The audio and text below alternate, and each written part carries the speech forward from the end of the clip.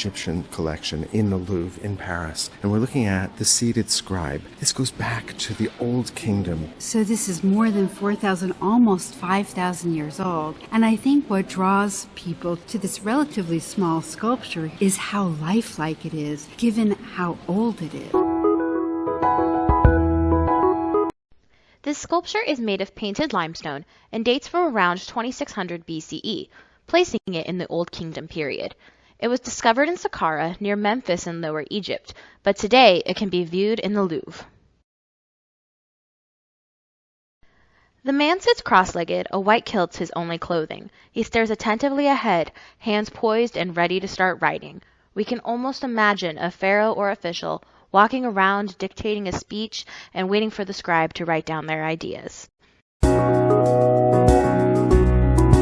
The man sitting cross-legged, holding a roll of papyrus open on her lap, was the possessor of knowledge in ancient Egypt.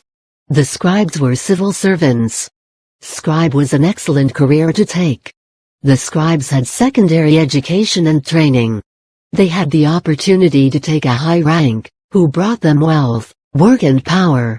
They were always treated with respect and have always supplied with whatever he wanted. They were exempted from work, difficult in labor. It is interesting to note that, on average, only 1 out of every 100 Egyptians can read and write. Scribes were the few scholars. There were hundreds of hieroglyphs to remember, and be a scribe was not an easy task. Hey, look, an Egyptian Buddha!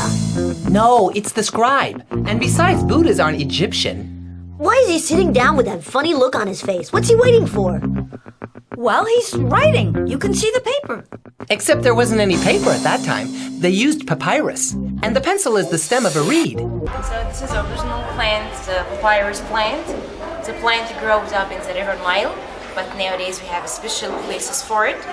It's considered to be a holy plant for the Egyptian people because of 2 reasons.